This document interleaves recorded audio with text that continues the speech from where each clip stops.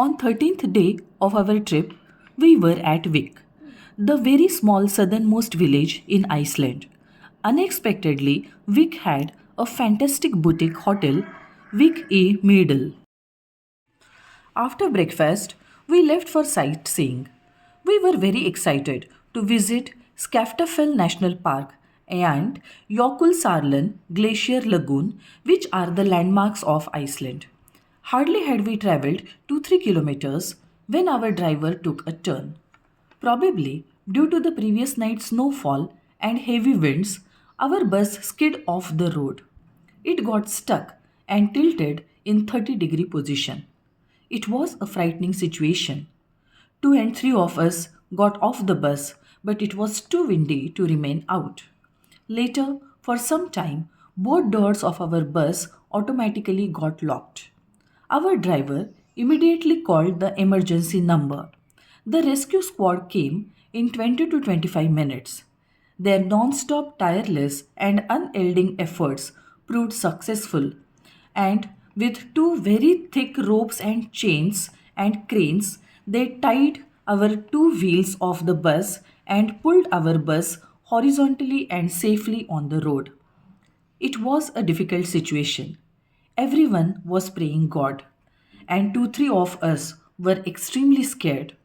But the wonderful thing was the patience and positivity exhibited by every one of us, which helped us face the situation calmly.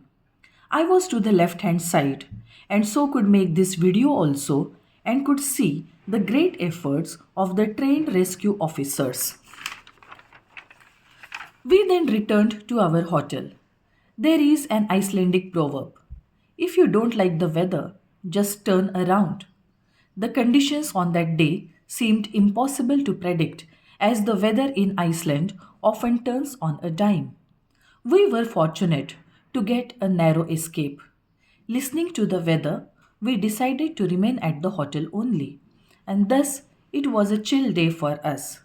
After many days, we got leisure time. We enjoyed reading, writing, playing cards, eating delicious pizza, and hilarious talks at dinner. This incident made us experience the tireless commitment of Iceland's search and rescue teams. I even got to know that there are 5,500 volunteers who are on call 24 by 7, 365 days a year, and learning to negotiate the difficult natural conditions in Iceland. This learning involves 2 years of training. My making of this video as a part of my vlog is not to scare the tourists, but to let them know that such possibilities are there as the Icelandic weather is notoriously fickle and mishaps may even occur at home also. All that's needed is to be cautious and behave sensibly.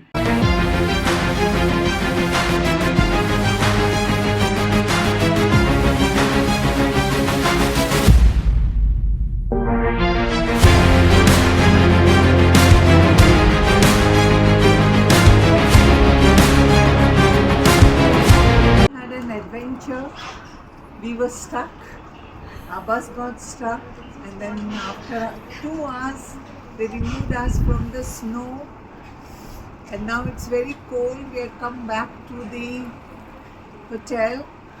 It's snowing, it's very good weather.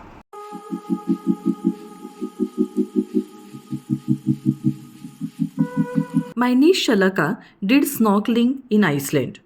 Snorkeling is the act of swimming using a snorkel, and this is how her experience of snorkeling was. One being the Eurasian tectonic plate and the other being the North American tectonic plate.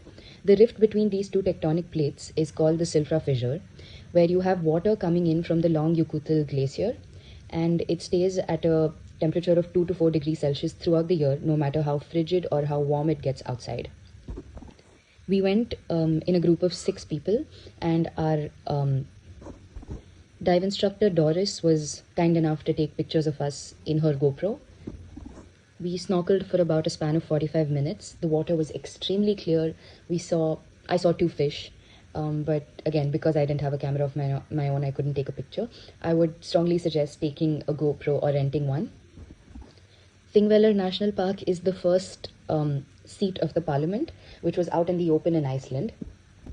The water in the Silfra fissure was extremely cold, so we were asked to wear dry suits. We had gloves, we had snorkels on, and it was a wonderful experience. Although I got a little claustrophobic, I think it was very important for me to push myself and do this, because it's the feeling of achievement after doing something like that, and making it through your fears is pretty great.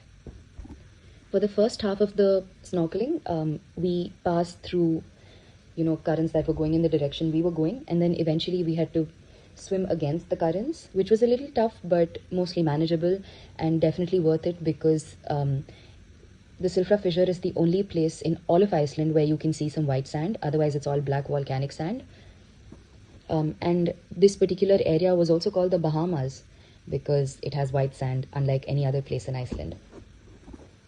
It's about a 100-meter walk from the van where you change to the snorkeling start point, and then when you return, you walk about 400 meters back to the van, change into your regular clothes, get rid of your dry suit, gloves, snorkels, everything, and then they treated us with some hot chocolate and cookies, which was wonderful, and we got our pictures about 4-5 days later, and it was a wonderful experience because it's one of the only snorkeling sites where you are supposed to wear a dry suit because of how cold the water is, because generally scuba diving or snorkeling doesn't really require dry suits.